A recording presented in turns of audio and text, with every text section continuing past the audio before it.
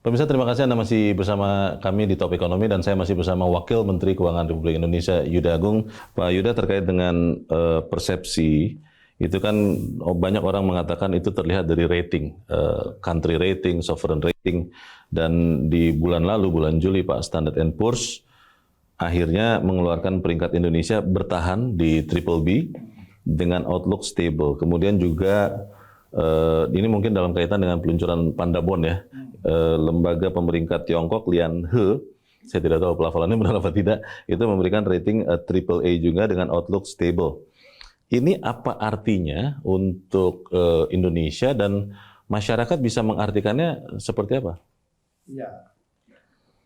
Ini adalah konfirmasi dari dunia internasional ya. Ini kan rating ini juga mewakili para investor internasional bahwa ekonomi kita itu sangat resilient, ya. Ya, dari berbagai indikator, ekonominya masih tumbuh di atas 5%, ya 5,6 bahkan di triwulan 1. Inflasi terjaga, inflasi kita tuh lebih baik dibanding Amerika loh, dibanding Inggris loh. Dan di beberapa negara Asia. Jangan dibandingkan dengan Turki sama Argentina ya. Oke, itu terlalu ekstrim. Itu terlalu ekstrim. Bandingkan aja dengan Amerika gitu, G20 lah gitu. Kita masih bisa menjaga inflasi dengan baik dan kondisi fiskalnya juga terjaga di bawah 3%. Artinya apa? Artinya kita bisa tumbuh tinggi tanpa mengorbankan stabilitas. Ini yang perlu digarisbawahi ini. Ya, biasanya kalau tumbuh tinggi, ya inflasinya tinggi, akan naik juga. Ya, kemudian fiskal defisit apalagi bisa di atas, ada yang 5% misalnya. Ada beberapa negara tetangga kita tumbuhnya rendah, gitu ya. Tetapi juga karena fiskal defisitnya juga sangat tinggi, sekitar 5-6%. Nah, kita beruntung tumbuh tinggi, stabilitasnya terjaga dengan baik. Ini saya kira ini perlu kita garis bawahi. Nah, kepercayaan itu cerminannya ya terhadap rating kita. S&P itu kan rating yang paling tough lah gitu, bisa dikatakan gitu. Paling apa ya? Paling cerewet lah. Paling cerewet, paling apa? Cermat begitu. Ya, paling cermat. Banyak yang dilihat. Tapi dia bisa melihat fundamental kita. Growth-nya masih 5% karena jarang juga yang growth-nya di saat-saat seperti ini. Beyond 5%, semuanya terjaga, fiskal terjaga, inflasi terjaga. Triple A dari Lianhe juga mengkonfirmasi itu. Ya, Triple A itu adalah rating tertinggi ya dari, biasanya memang semua rating agency itu Triple A is the highest top notch lah gitu ya, top notch. Jadi ini menunjukkan bahwa kita terjalan dengan baik. Untuk Pandabon, ini sekali lagi menunjukkan kepercayaan investor, khususnya di Cina ya. Memang ini tujuannya adalah mendiversifikasi pembiayaan kita, nggak hanya dolar tapi sekarang dari beberapa mata uang ada Kangguru Bond, ada Pandabon, ada Dimsum Bond, ada Euro dan sebagainya. Nah, yang Pandabon ini kita baru pertama ya di Cina daratan ya, dan kita berhasil meraup 1,03 billion US dollar, setara ya, setara. Kira-kira sekitar 18 triliun, 18, sekian triliun.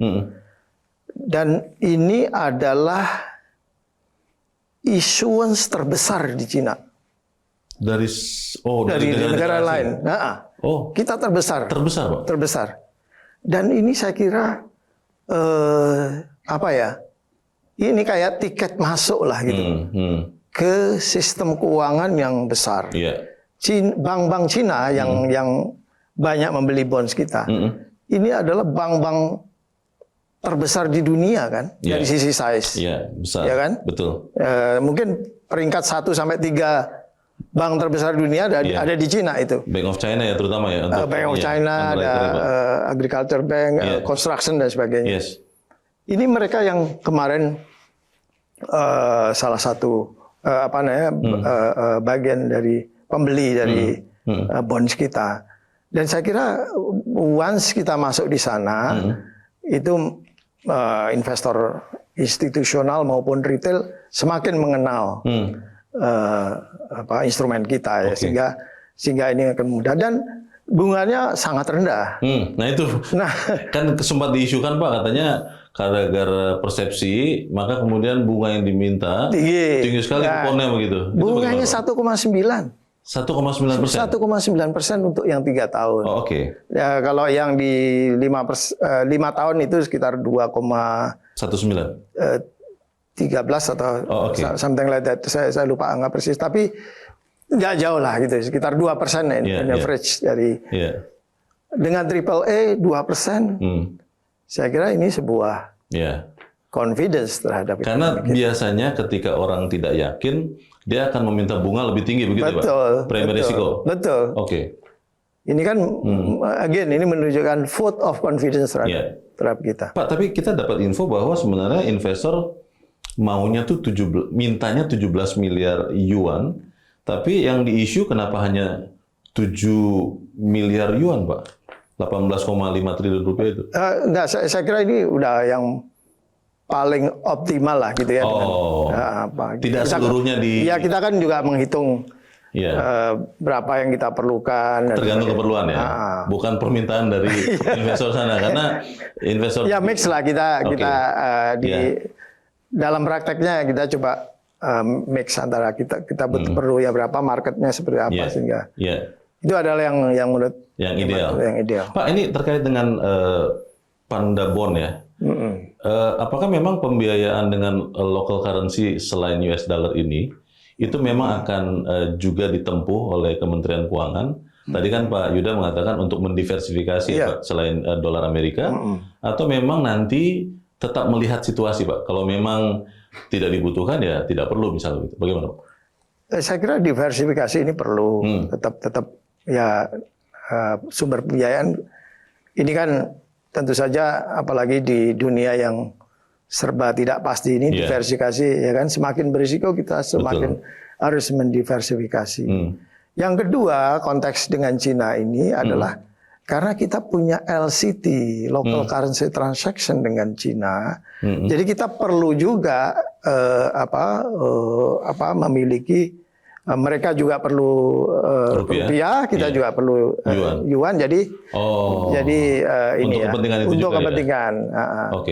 Jadi ini untuk local currency transaction. Yang diperoleh oleh pemerintah ini Pak, Panda Bond ini, itu peruntukannya kemudian dipakai untuk apa Pak? Ya untuk kita kan nggak mendiferensiasi untuk apa gitu. Sudah bercampur Bang. Sudah bercampur kita. Kemudian kita pernah juga mendengar Pak, ada rencana juga untuk ke Inggris. Kalau tidak salah istilahnya itu Bulldog Bond Pak. Itu bagaimana Pak update terakhir Pak? Ini sedang kita pelajari juga. Nanti pada waktunya akan tentu saja kita update kepada publik mengenai ini. Soal Indonesia meluncing Global Bond ini, Pak Wamen, ini kan juga terkait dengan bagaimana Indonesia sebagai negara dengan penduduk keempat terbesar kan di dunia Pak, itu juga ingin menjadi pusat keuangan dunia. Di bagian berikut saya ingin bertanya soal pusat finansial internasional Indonesia, tapi kita harus jeda dahulu. Pemirsa tetap bersama kami, Top Ekonomi segera kembali.